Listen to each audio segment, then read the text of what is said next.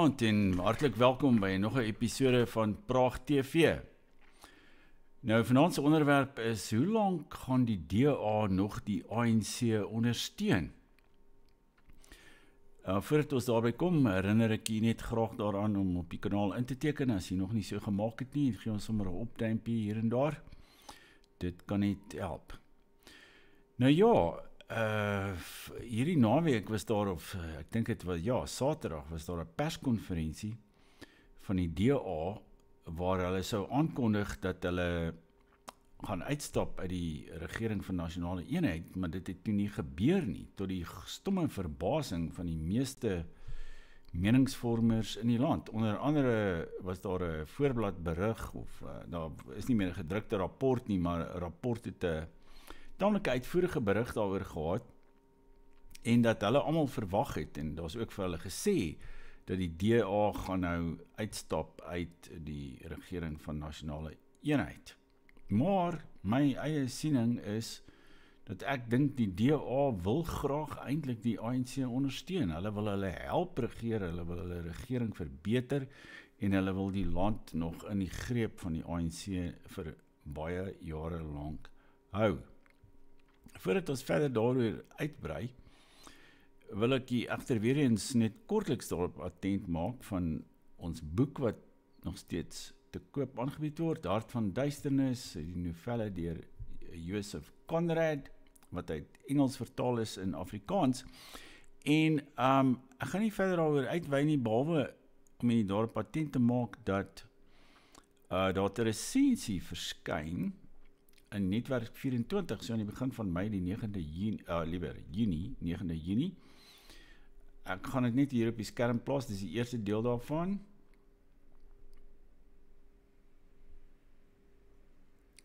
En dan die tweede deel, like so.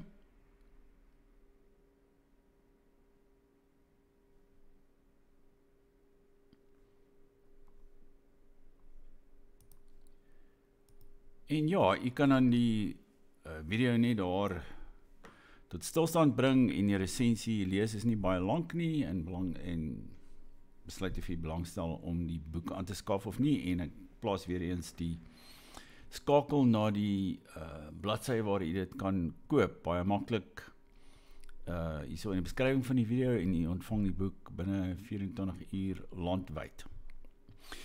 Nou ja, om terug te keer tot hierdie kwessie rondom die DA. Ek sê net vir die vinnig die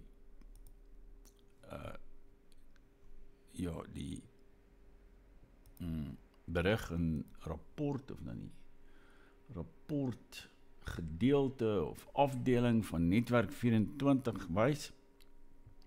Hulle sê hierso, teen Vrydag aand was president Cyril Ramaphosa en top amptenare van die DA oortuig dat Suid-Afrika se regering van nasionale eenheid, ja, daar is eintlik 'n drukfout daar, op 'n einde was. Ramaphosa het sy besoek aan Spanje ter 11 ure gekanselleer, en senior DA bronne het aan 'n rapport gesê dat hul ultimatum aan die ANC net een moontlike uitkoms het: onttrekking. Maar na mate die spertyd nader gekruip het, die DA se bleiers die oorhand oor die gleiers gekry, en van die beplande onttrekking het toe dadels gekom. Op 'n nuuskonferensie gister in Kaapstad het die DA-leier John Steenhuisen, wat ook as minister van landbou dien, aangekondig die DA gaan nêrens nie. Volgens hom sal die party eerder aanbly totdat hy uit die RNE geskop word, en bly hy aan om 'n koalisie van chaos te vermy. Dit is 'n verwysing na die moontlikheid dat die EFF as die ANC se vennoot kan toetree. Nou daar het jy dit.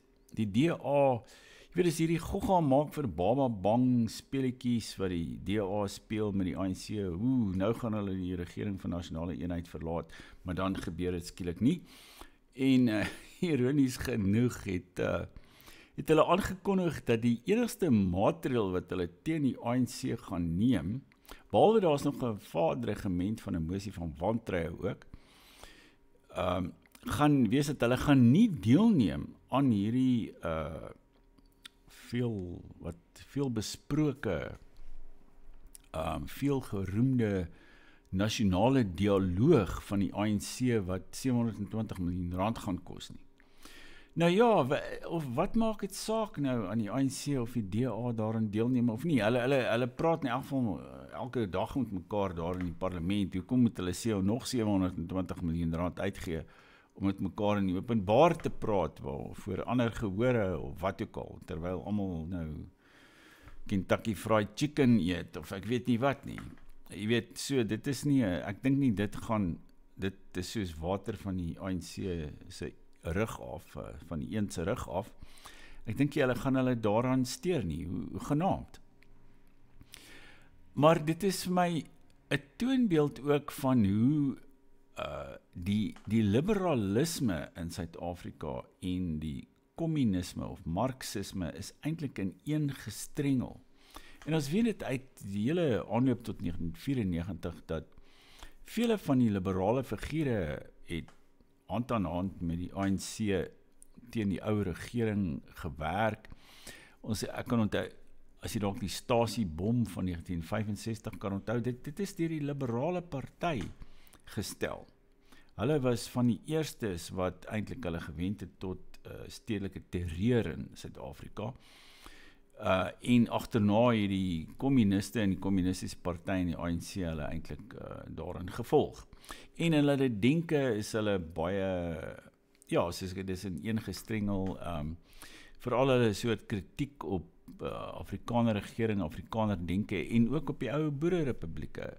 Dit alles daar het hulle gemeene grond en die liberale politici in ons land het eintlik die marxistiese siening van ons geskiedenis geheel en al huitjie en muitjie ingesluk en oorgeneem. Hulle het geen eie siening van ons geskiedenis nie. Die enigste ander alternatiewe siening is natuurlik die van die Afrikaner denkers van die verlede en hulle manier hoe hulle die land gesien het as stryd teen die imperialisme, teen Brittanje en ook om selfbeskikking vir die Afrikaner te verkry en vandaar natuurlik die boererepublieke en ook natuurlik aspekte van die ou beleid van afsonderlike ontwikkeling wat ook bedag daarop wat ook bedoel was om uiteindelik 'n plekkie in die son vir die Afrikaner en diegene wat met hom geassosieer het in die verlede wou bewerkstellig. Maar daarvan het natuurlik dadels gekom, want daar was hierdie geweldige samewerking tussen die liberale element en die kommunistiese element. En vandag regeer die liberale element en die kommunistiese element saam. Ek dink die liberale element weerhou die kommunistiese element van die meer ekstreme beleidsrigting soos jy weet hulle kyk, die ANC wil eiendom in Suid-Afrika nasionaliseer en onteien, maar hulle gaan nie se muur daartoe oor soos sê nou maar jy weet in die Oktoberrevolusie in 1917 in Rusland gebeur het of wat Mugabe gedoen het in Zimbabwe nie of in vele ander sosialistiese lande of ek weet nie in Kambodja onder Pol Pot waar hulle eenvoudig net die middelklas mense almal wat brille gedra het, hulle sommer net daar gelikwideer en hulle die hele bevolking uit die stad gejaag uit Phnom Penh uit en hulle het al die Chinese in die land net se muur 'n volksmoord teen hulle gepleeg. Ek dink die DA weerhou miskien die ANC daarvan om tot hierdie soort optrede oor te gaan.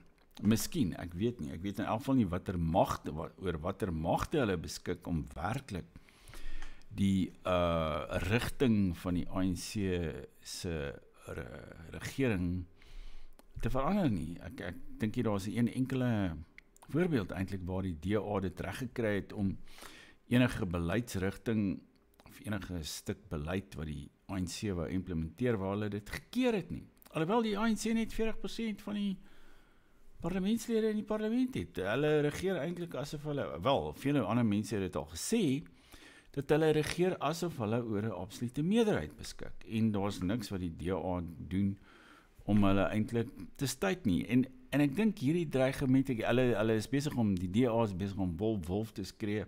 Hulle het nou al hoeveel keer gesê, nee, as julle nou nog 'n tree verder gaan, of nog een, hulle het mis nou hierdie Whitfield, die adjunkt minister van Handel en Nywerheid, het hulle afgedank. En dis waaroor die ANC, die DA so ontsteld is. En dis nou maar net nog 'n druppel in die emmer, maar die emmer het nog nie oorgeloop nie.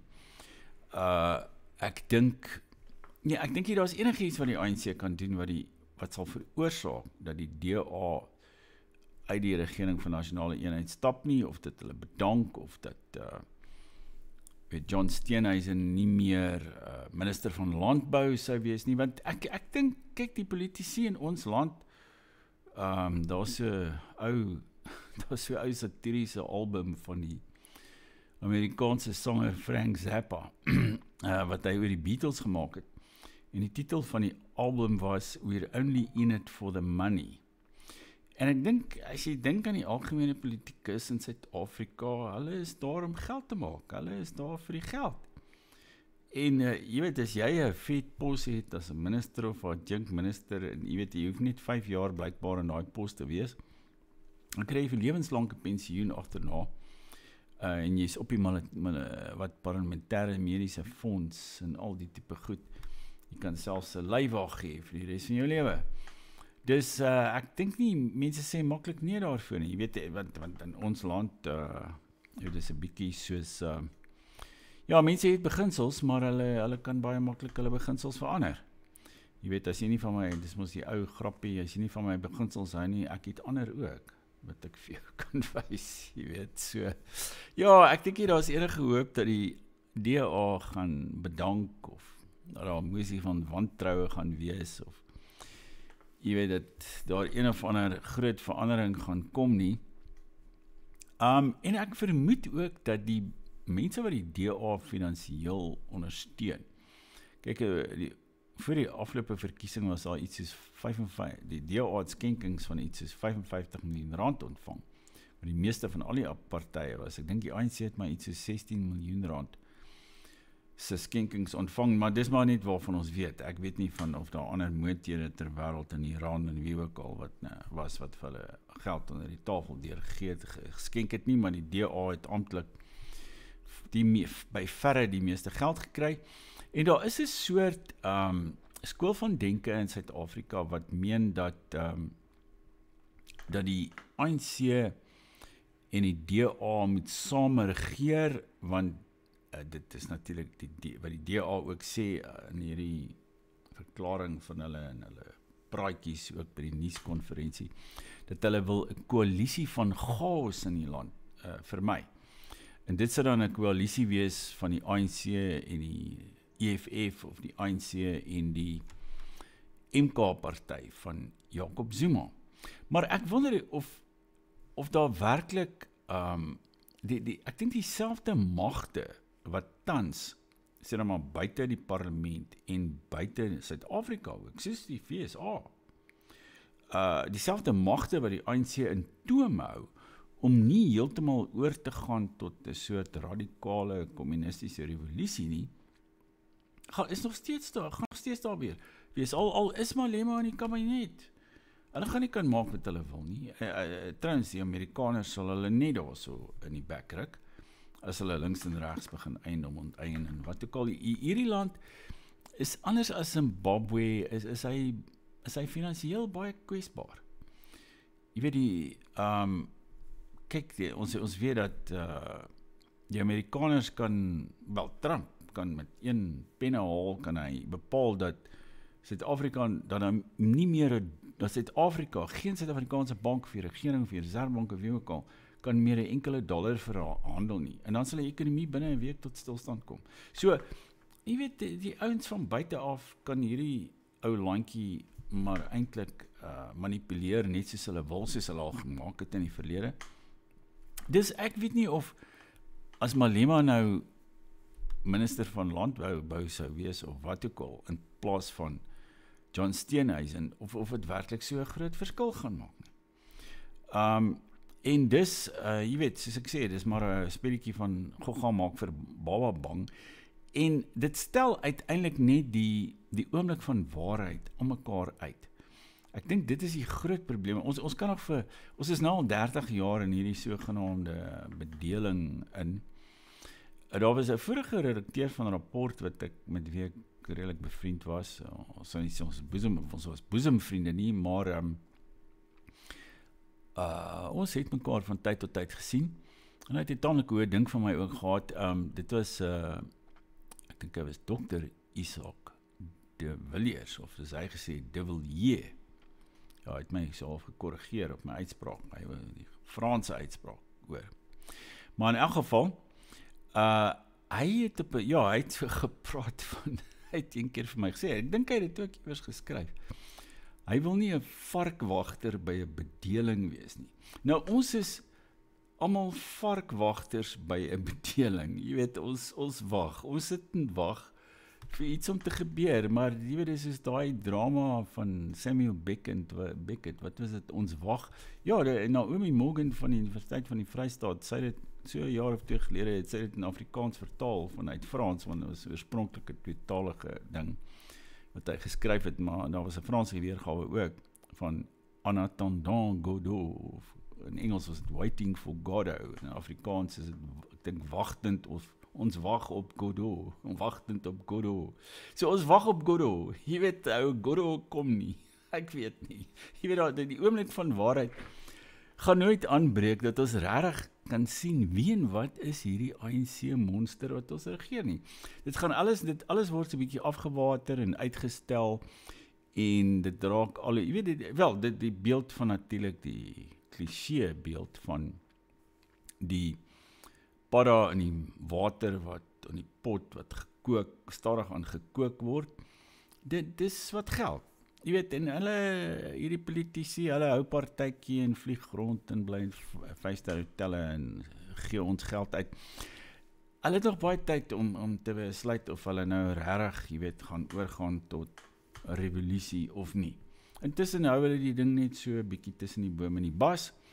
Daar's aspekte daarvan waar hulle verander al die name en hulle benadeel ons oral met wetgewing en regulasies en wat ek al, ons kan nie meer, jy weet, soos ek nou al voorheen verduidelik het van ons weet dit natuurlik, ons kan nie werk kry nie, ons mag nie handel dryf met die staat nie, en wat ook al.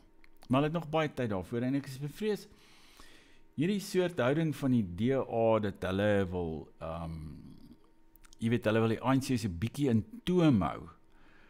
Dit gaan vir ons niks beteken op die lang duur nie. Trouwens, dit gaan mense net moedeloos maak en hulle verlaat die land. En dit is vir my regtig kommerwekkend tans om te hoor hoeveel mense die land verlaat, want almal omtrent onder 40, waarvan jy hoor, hulle is besig om allerlei maniere te kry om die land te verlaat, hulle gaan studeer oor see, of hulle doen doktersgraad oor see, of wat ook al, en die wat klaar familie oor see het, hulle gaan, en die familie gaan bly by die familie, en wat ook al, en daar is nou nog die hele stroom vlugtelinge Amerika toe, so jy weet, gee ons nog 30 jaar, en dan gaan die land leegloop, van Afrikaners en ander minderheidsgroepe, en dan is Suid-Afrika maar eintlik net Zimbabwe. Dit is al, daar gaan 'n leedop oorbly. Jy weet, daar gaan ou stede wees, soos Johannesburg, Pretoria, of wat ook al, wat daar reeds baie vervalle is. Maar jy weet, daar die ontwikkelde gedeelte van die ekonomie en van die stede waaroor ons tans nog beskik, met winkelsentrums en supermarkte en banke en al daai goed, dit gaan ook maar stadig aan, dink ek, verval, as ons hierdie koers volhou. Dus, ek sou sê, die DA moet 'n bietjie ruggraat kry, jy weet, en 'n bietjie besluite begin neem, of daar moet 'n paar nuwe party kom, of wat ook al, wat bereid is om 'n bietjie te waag, want hulle sê mos, wie nie waag nie, sal nie wen nie. En ek dink, daar moet ook 'n ideologiese kentering in die land kom. Ons moet regtig van, jy weet, die kommunisme en sosialisme en afro-marxisme, jy weet, al hierdie goed wat op ons afgelaai is sedert 94, ons moet dit grondig verwerp.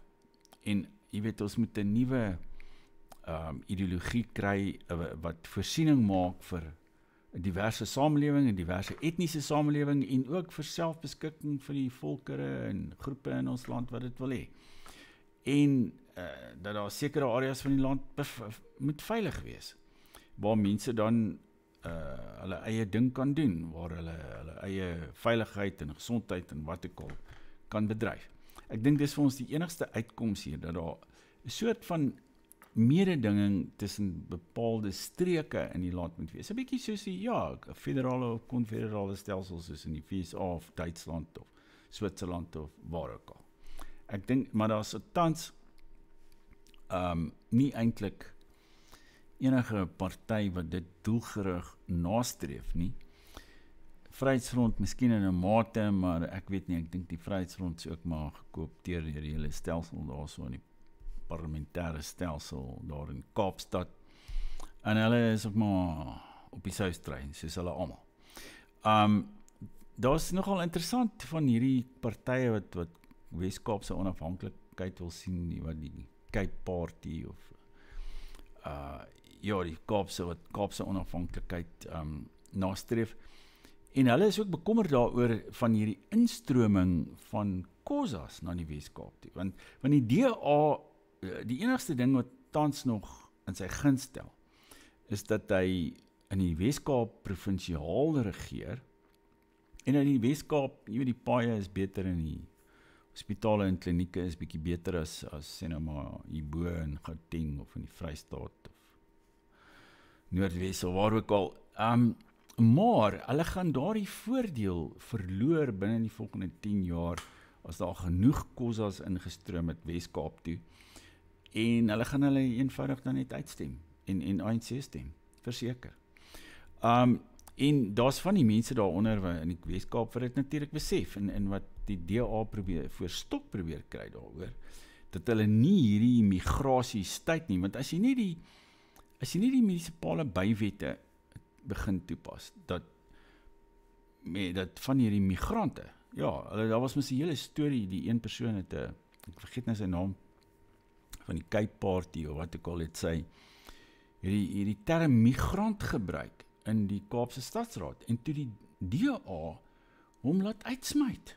Hulle het hom daarso met geweld uit die Stadsraad uitgedra. Hoe het jy nie al lewe soets gehoor? Die woord migrant is nou soos die K-woord, jy mag dit nie gebruik nie.